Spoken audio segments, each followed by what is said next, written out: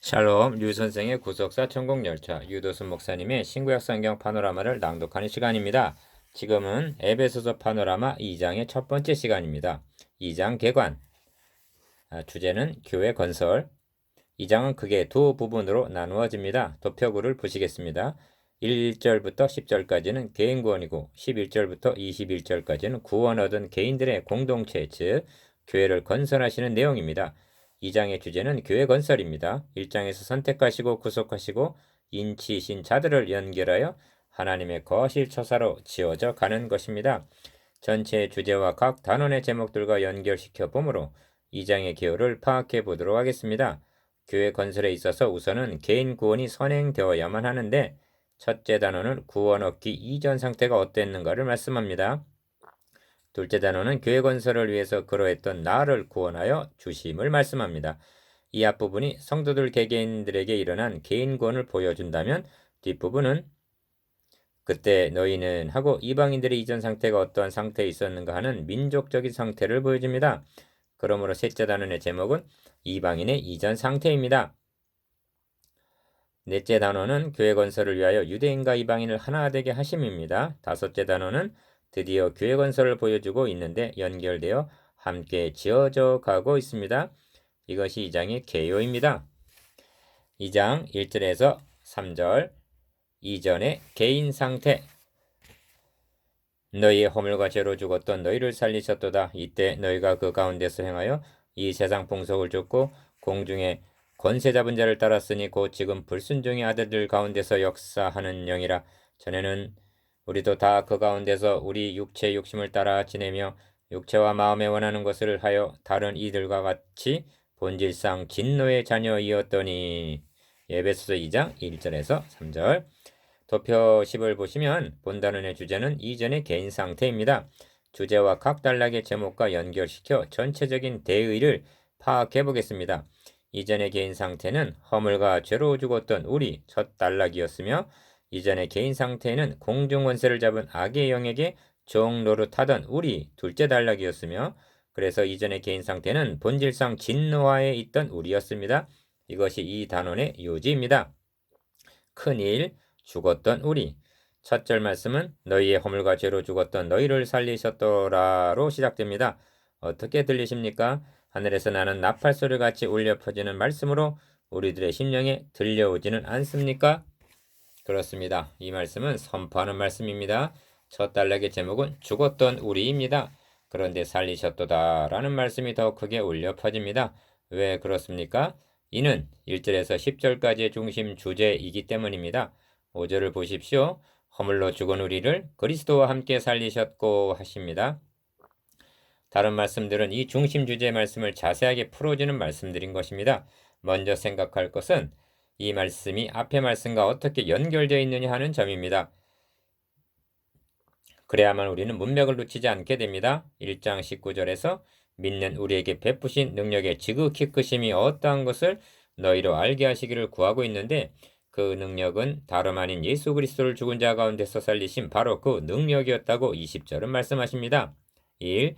예수를 살리신 그 능력이 우리를 살려주셨습니다. 예수 그리스도를 십자가에 못 박아 죽이고 무덤에 장사하고 큰 돌로 임봉하고 수직하는 군사를 세우고 제자들은 흩어지고 모든 것은 끝장이 난 것 같은 절망 상태에서 무덤을 끼치고 사망을 이기시고 원수 마귀를 정복하고 부활하신 그 능력이 1장 20절에서 23절 너희의 허물과 죄로 죽었던 너희를 살리셨다고 선언하고 있는 것입니다. 그런데 성경은 살려주신 것만을 말씀하시지 않고 살리심을 받기 이전에 우리 상태가 어떠했음을 알기를 원하고 있습니다. 지혜와 계시의 영을 주사 하나님을 알게 해 주십시오 했는데 2장 1절에서 3절까지에서는 너 자신을 알라고 말씀하고 있는 셈입니다. 1절에서 3절까지는 구원 얻기 이전에 개개인의 상태가 어떤 상태이었는가를 말씀하고 있고 11절에서 12절까지는 구원 얻기 이전에 이방인의 민족적인 상태를 말씀하고 있습니다. 우리가 구원받기 전에는 어떤 형편에 있었는가 하는 것을 안다는 것은 대단히 중요합니다. 사도 바울은 우리들에게 이렇게 질문하고 있는 것 같이 보입니다. 너희들이 구원받고 영생을 얻었느라고 기뻐하고 있는데 그 이전의 상태가 어떠했는지 알기나 하고 있느냐? 참으로 우리가 이 점에 있어서 분명합니까? 산의 정상에 올라가 야호 하고 외칩니다. 그런 다음에는 발 아래 펼쳐진 저 산 아래를 내려다봅니다. 저기 봐, 우리가 저기서부터 올라오지 않았어? 바울은 지금 1절에서 3절까지 해서 그 일을 하고 있는 것입니다. 우리가 빠졌던 죄의 깊이를 알아야만 우리가 오르게 된 은혜의 높이를 알 수 있는 것입니다. 시편 40편 2절에서 다윗은 찬양합니다. 나를 기가 막힐 웅덩이와 수렁에서 끌어올리시고 내 발을 반석 위에 두사 내 걸음을 견고케 하셨도다.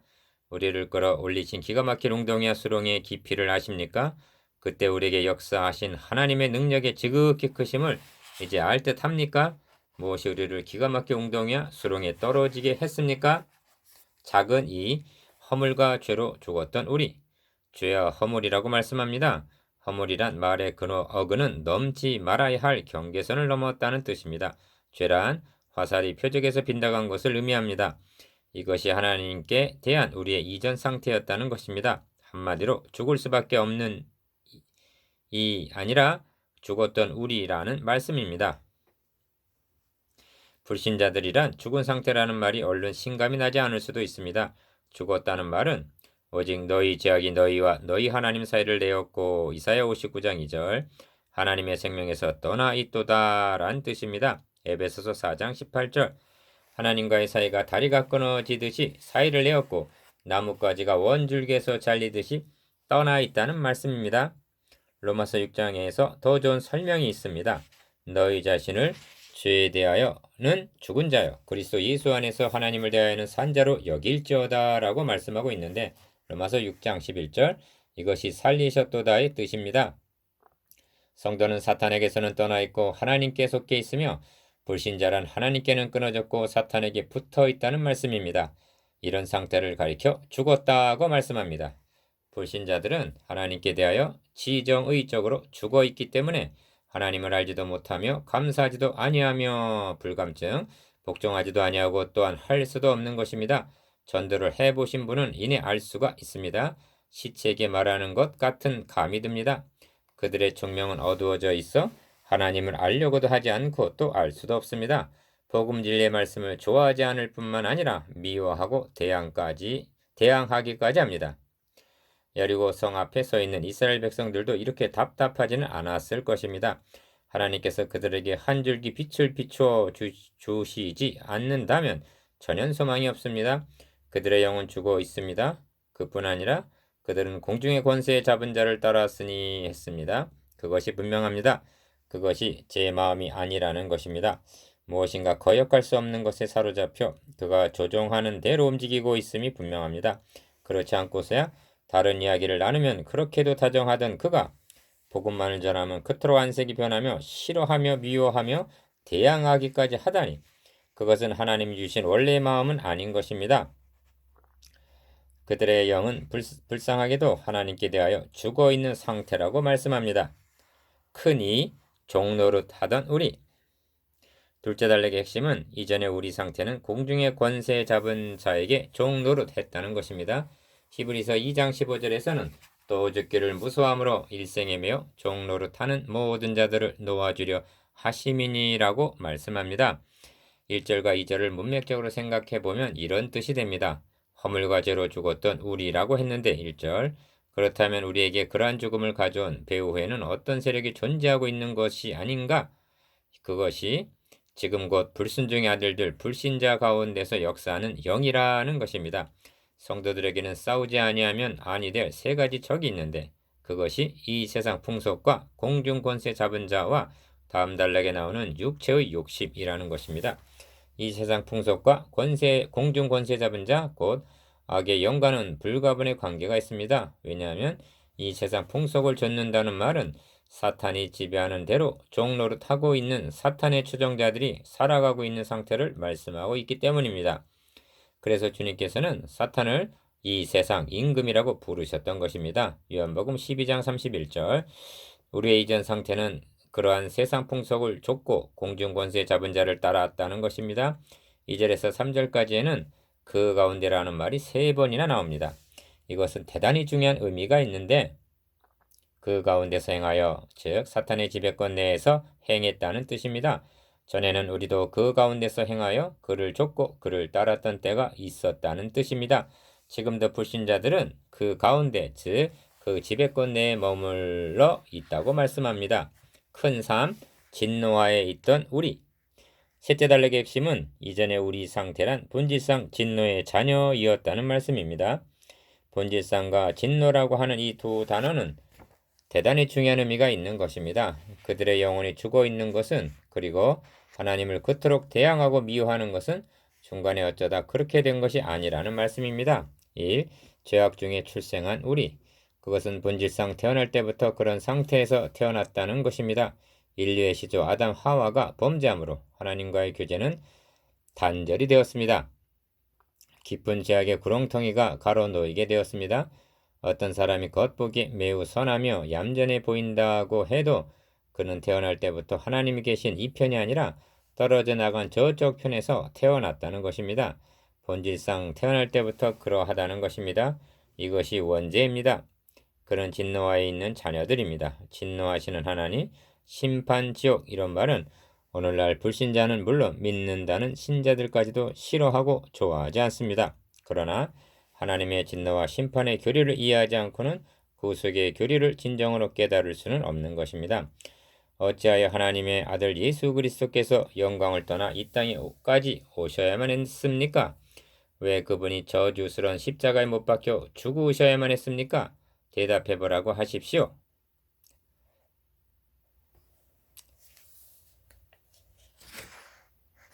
큰 삶의 작은 이 공의로우신 하나님, 예수 그리스도께서 대신 죽으셔야만 우리의 구원이 가능하게 되었는가? 이에 대한 대답은 하나님의 불의에 대한 진노와 공의로우신 심판 교리를 밝히지 않고는 대답할 수가 없는 것입니다. 예수 그리스도는 우리 대신 진노를 그 한 몸에 받으셨습니다. 우리 대신 심판을 당하셨습니다.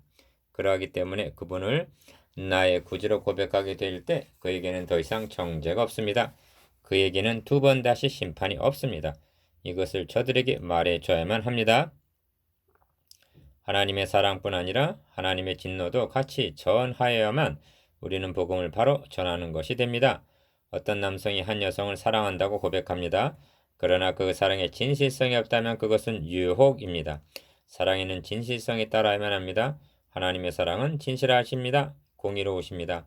그러하기 때문에 하나님의 진노는 하나님의 사랑의 안팎과 같은 것입니다. 하나님께서는 독생자를 내어 주시기까지 사랑하셨습니다. 그를 믿으면 영생을, 믿지 않는 자는 심판받아 멸망받을 수밖에 없는 것입니다. 셋째 단락 속에는 성도가 쳐서 복종시켜야만 할 또 하나의 대적이 있습니다. 그것은 육체 욕심입니다. 육체 욕심이란 타락한 인간의 본성을 의미합니다. 우리의 이전 상태란 타락한 육체 욕심을 따라 지냈다는 것입니다.